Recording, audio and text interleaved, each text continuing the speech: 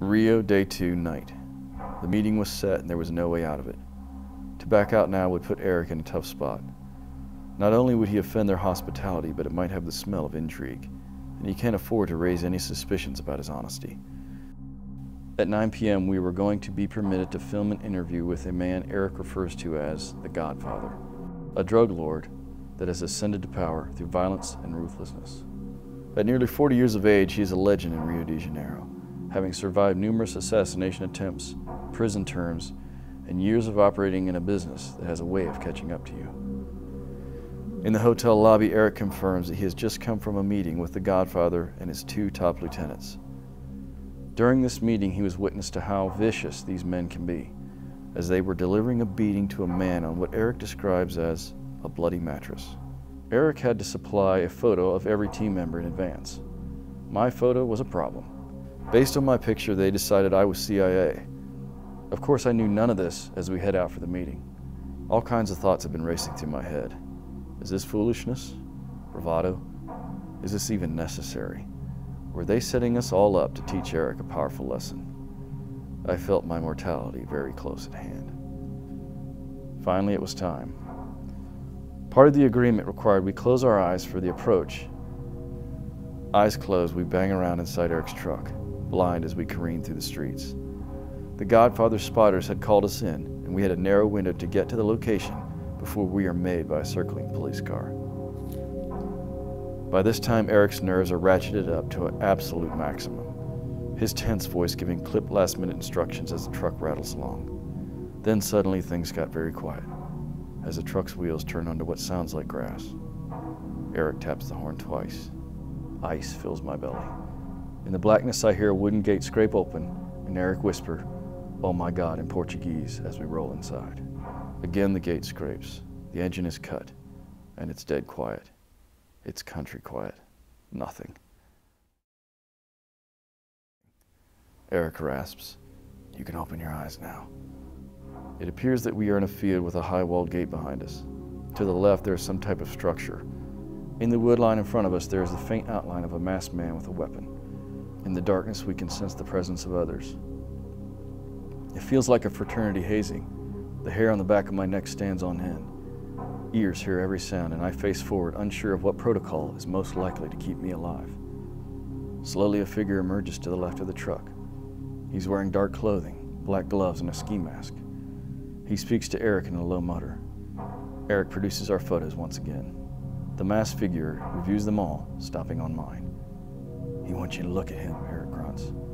This, I know, is a very delicate thing.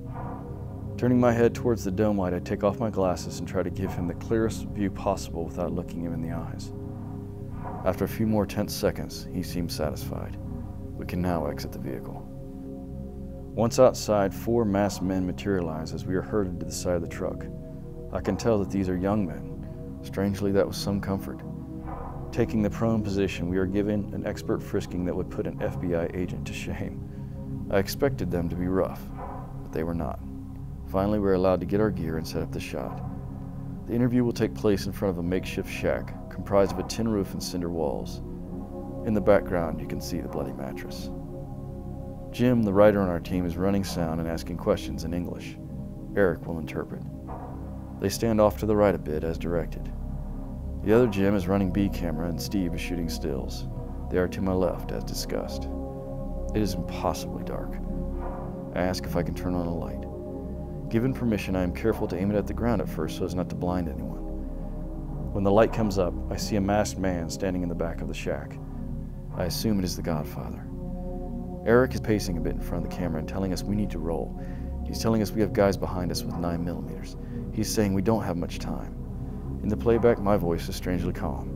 "We're rolling, sir. Ready when you are." Crafty, the drug lord, has set up a decoy. As Jim asked the first questions, we were surprised to find that the figure clothed in black we took to be the head bodyguard responds to the question. Rather than facing the cameras and the light, he positions himself off to my right, back to the lens. It takes us a minute to react. Panning over, I realize he is out of my light. Do I chance moving my light to illuminate him more? Well, that's why we're here, isn't it? Carefully and slowly, I pan it to the right just a pinch. Better. I remember the entire time thinking about keeping my movements slow and predictable, and whenever possible, showing my hands.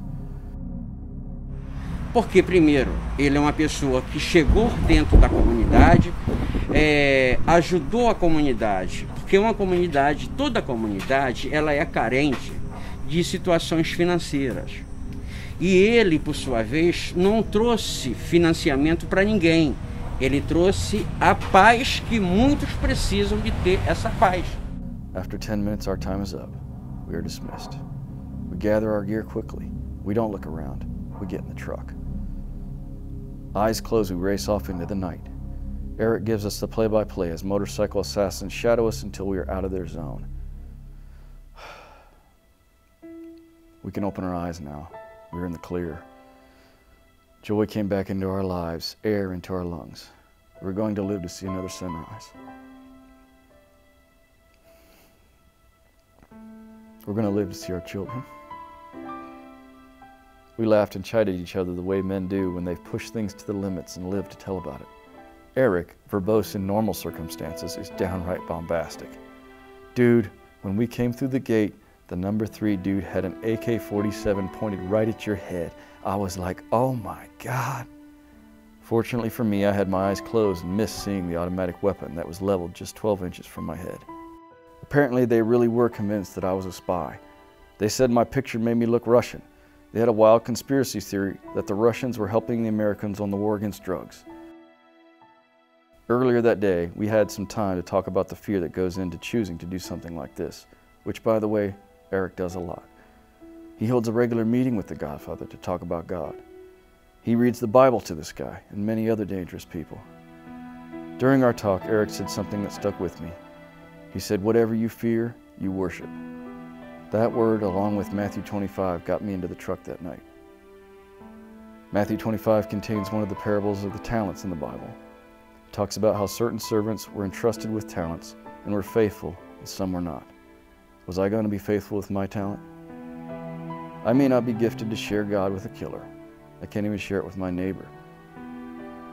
But I can tell the story. The one about this guy, Eric, who can and does share the gospel every day in one of the most dangerous places on earth.